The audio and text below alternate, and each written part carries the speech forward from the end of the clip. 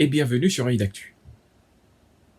Alors vous me connaissez peut-être déjà, et pour ceux qui ne me connaissent pas, je m'appelle Jean, je suis correspondant pour Œil d'Actu au Japon, plus précisément dans la ville de Tokyo, et à partir d'aujourd'hui, j'aimerais vous présenter de petites vidéos qui vont toutes parler d'un sujet en particulier sur la culture japonaise. Le premier sujet que j'aimerais aborder avec vous, c'est le kimono. Alors, avant d'aller plus loin, je voudrais simplement préciser une petite chose, c'est que je n'ai pas la prétention de tout connaître sur le kimono. Je ne suis pas le petit Larousse ou le Wikipédia du kimono. Je suis arrivé au Japon il y a 26 ans. Au total, j'y ai vécu pendant 12 ans. Ma belle famille est japonaise. Et donc, c'est vrai que je me suis intéressé à beaucoup de sujets sur la culture japonaise et pas uniquement un seul.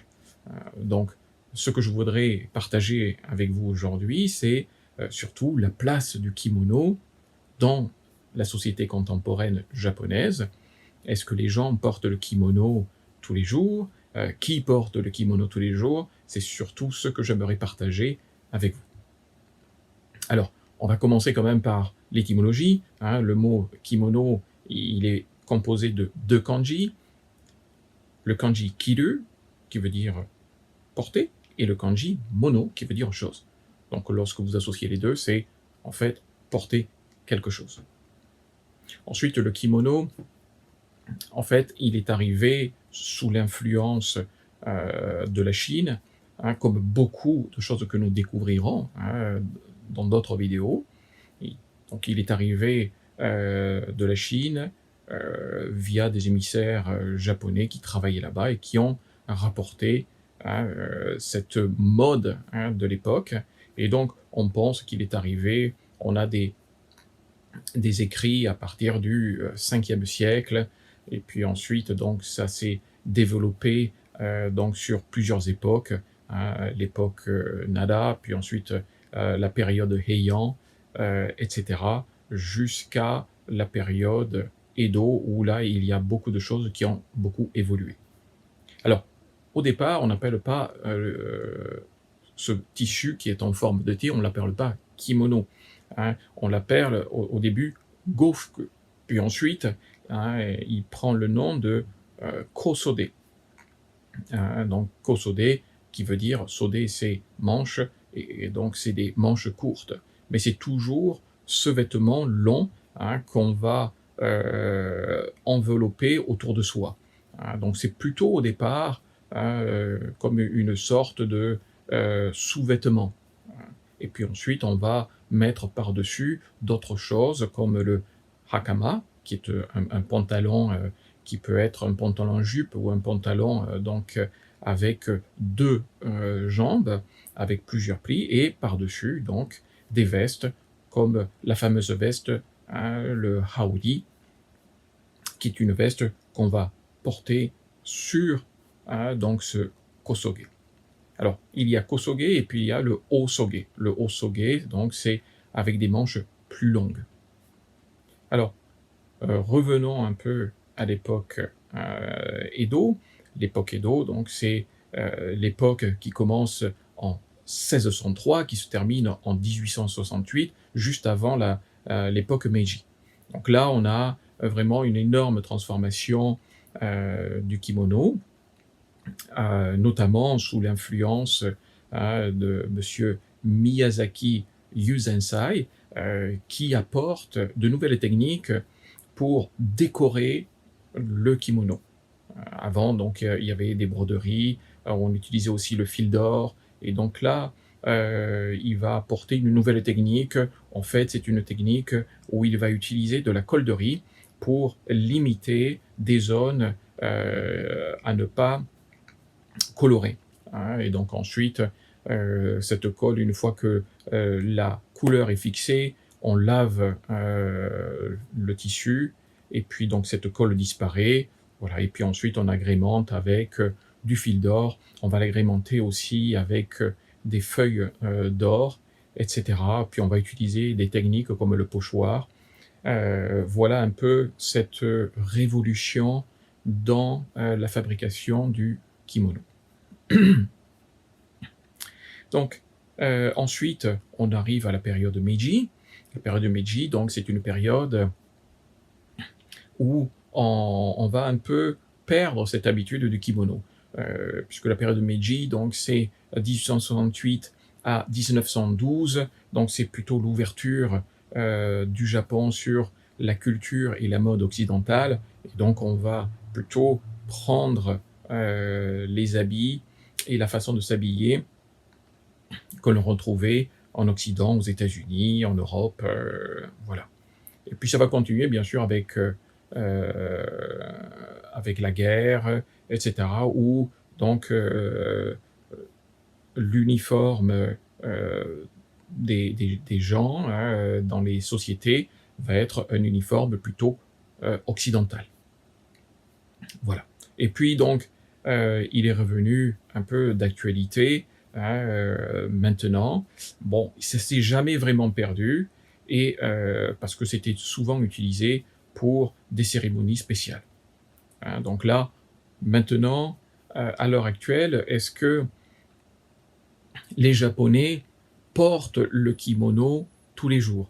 Alors, je vais vous dire oui et non. Hein, je vais vous dire oui, parce qu'il y a des professions qui portent toujours le kimono, donc notamment les gens qui travaillent dans des hôtels, hein, des ryokans, où la plupart des gens portent un kimono, surtout les dames. Donc ça va être des kimonos très sobres, hein, plutôt des kimonos qu'on appelle des iromuji. Donc ce sont des kimonos qui ont une couleur unie, et donc tout le personnel est habillé pareil. Ensuite, vous avez bien sûr les lutteurs de sumo. Donc eux portent le kimono tous les jours. Vous avez également les geishas. Donc ça, c'est vraiment une très infime population, hein, puisque les geishas, bon, il y en a très peu. Il y en a beaucoup à Kyoto, et il y en a un peu dans un quartier de Tokyo, hein, qu'on appelle Kakurazaka, où vous pouvez encore retrouver quelques geishas et maiko. Mais surtout, lorsqu'on parle de geisha, c'est plutôt la ville de Kyoto. Et puis vous avez également dans certains restaurants très chics, comme des restaurants de tempura ou des restaurants de sushi, quand le couple travaille ensemble, souvent le mari est le chef cuisinier et la femme donc accueille les gens toujours avec un kimono voilà, de couleur unie. Ensuite, le kimono, euh, il est porté à plusieurs occasions de la vie. Euh, et la première occasion pour laquelle on porte un kimono, c'est la fête qu'on retrouve chaque année au mois de novembre, ce qu'on appelle le Shichigo-san. Shichi pour 7, Go pour 5 et San pour 3. Donc en fait, c'est une fête, c'est surtout réservé aux enfants. Donc tous les enfants de 3 ans, les garçons de 5 ans et les filles de 7 ans vont porter un kimono.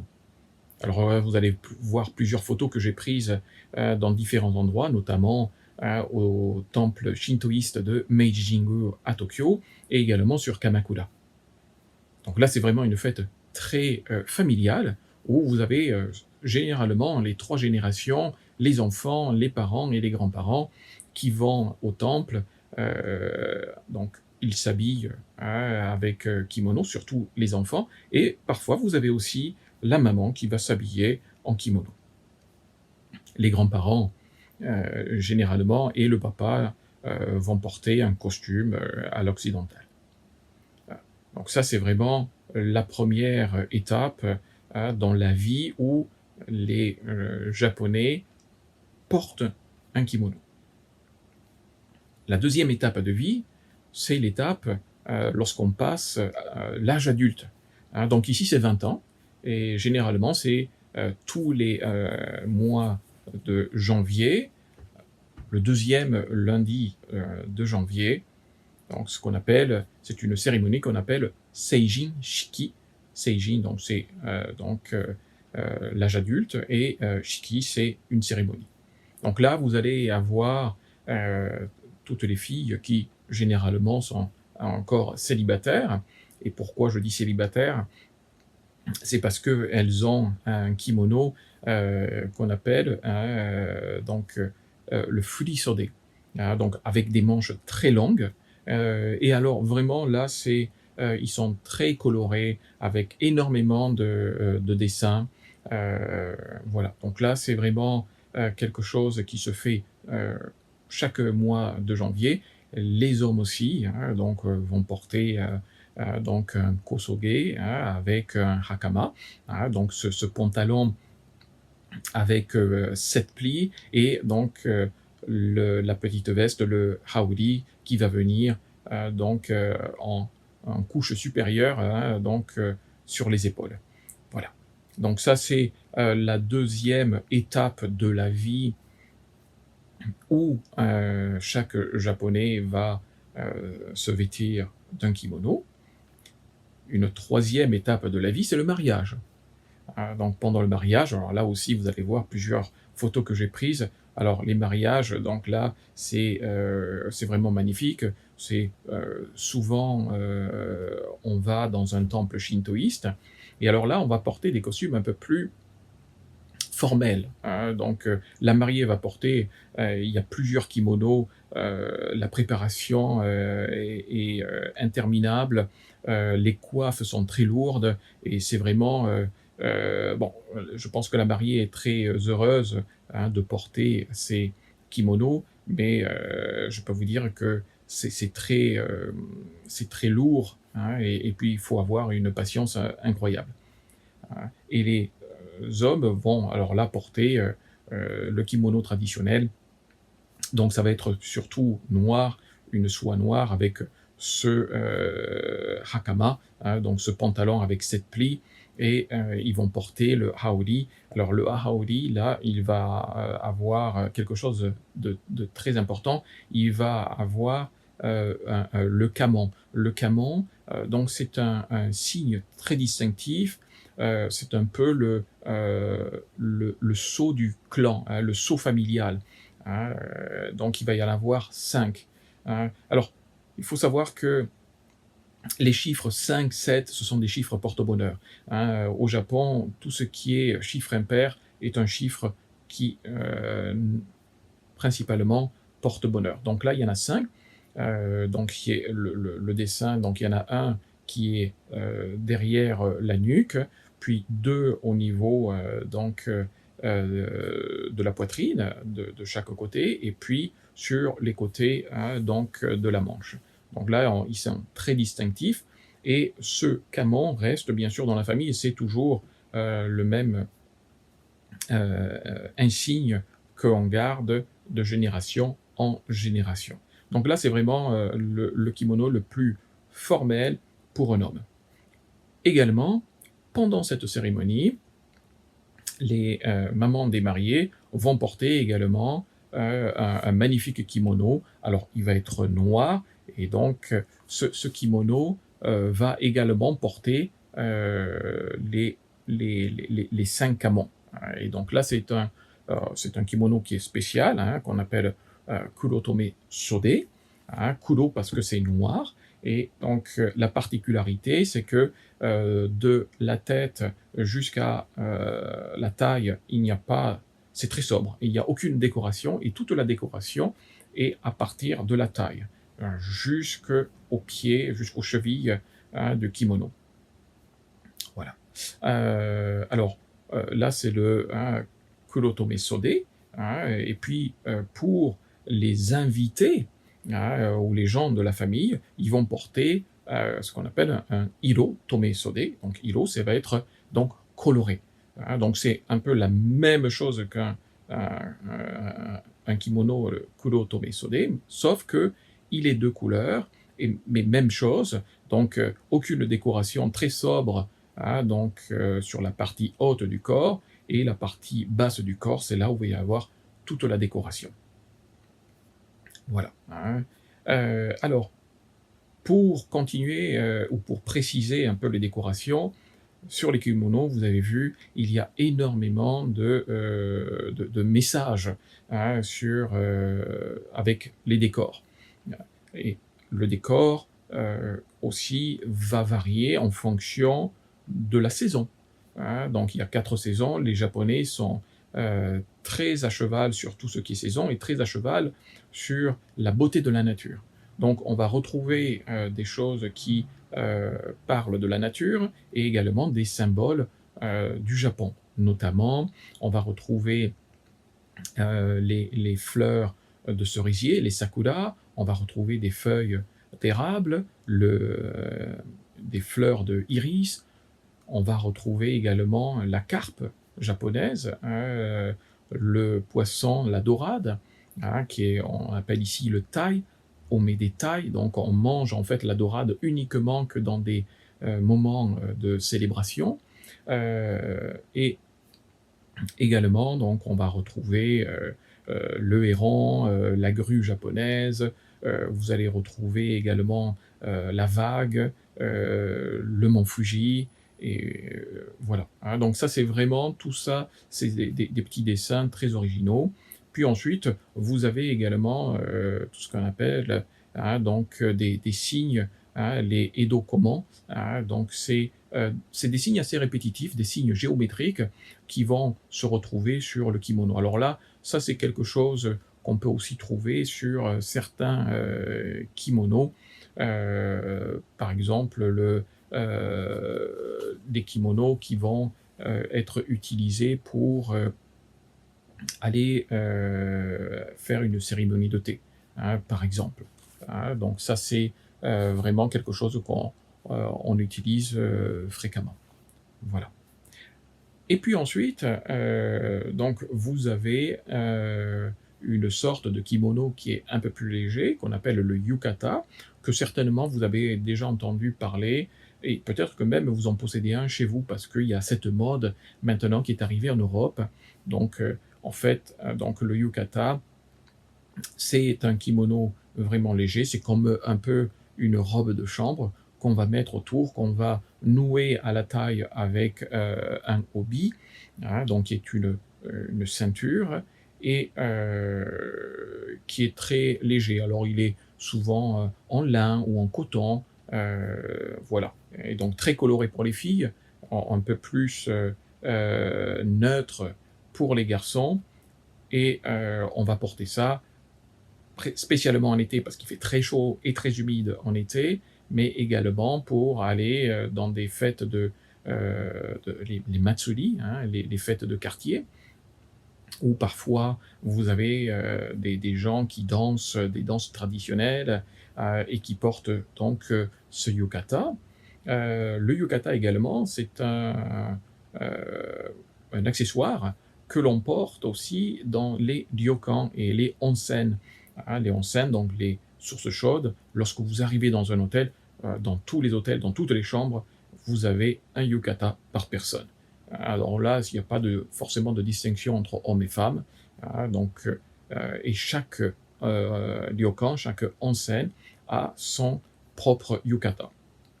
Voilà, comme ça, quand vous sortez dans la rue, parce que parfois les gens même sortent avec ce yukata dans la rue, surtout dans les stations balnéaires, et donc on peut savoir en regardant le yukata, ah tiens, cette personne est dans tel hôtel, et celle-ci est dans un autre hôtel. Voilà, donc on arrive à savoir d'où ils viennent ou où ils restent.